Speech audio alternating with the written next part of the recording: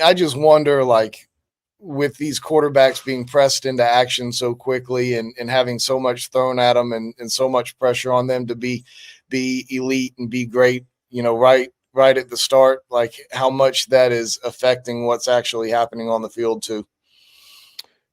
You know what? It's a great observation. It's a great question. And John, we actually talked. JC's obviously joining us now. We talked about some of this at the end of the week last week, and because the headlines. Let's just stay in the SEC, John, just to shrink this down a little bit, right?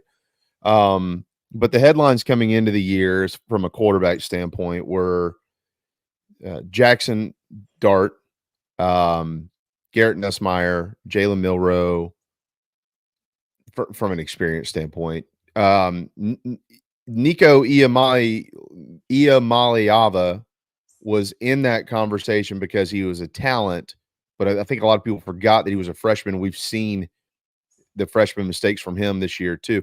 Think about how many actual young quarterbacks are in the SEC and what they're all. I mean, you just mentioned this game alone with 3 of them. Oklahoma playing 2 and Sellers. Think about what's going on down at Florida, right? Or, what's – I mean, we didn't see the Diego Pavia thing coming, and that's for sure, but goes to show you what experience means, right, JC? You've kind of been on his back for a while and what he brings to the table. But you look everywhere else, you look at these young guys, they're all making a bunch of mistakes, every single one of them.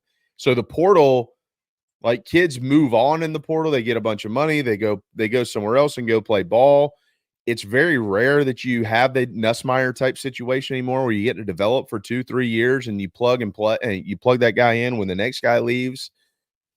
It is there. I think there is a great divide, John, in quarterbacking right now in college football because of so much movement. And I think it's a really, really neat observation. I think a lot of fan bases, like we around here, feel like we're the only ones living through it, right?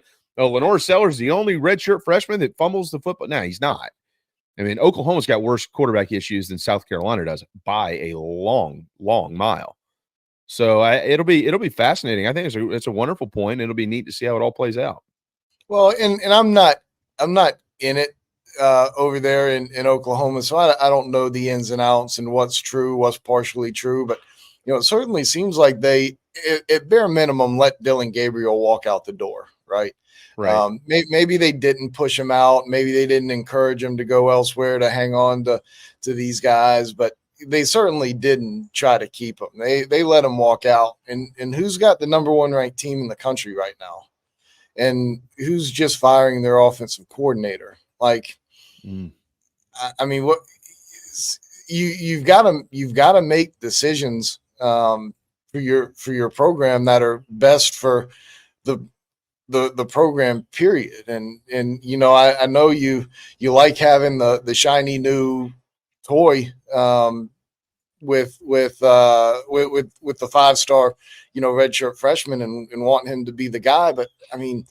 And sometimes it works out. I mean, I guess the same can be said for Caleb Williams and Spencer Rattler at Oklahoma, but this one sure didn't work out for them. I mean, I don't understand running off a Dillon Gabriel or letting him leave for a guy who you just don't know whether is going to be good enough or not. So I just you see it at every level. I mean, you see it in the NFL. Guys get inserted immediately, and you never know if how they're going to live up to their potential or not, or when it's going to happen. It'd be nice to be able to sit a guy and let him develop a little bit versus throwing him to the fire. Some guys will be like Zach Wilson and not be any good. Of course, he's still young, but I'm a Jets guy, so I mean, Geno Smith is done a nice job with the Seahawks, and he was cast off and very early. Sam Darnold, I mean, it's just interesting. The whole quarterback dynamic is one that can be talked about probably for the whole show.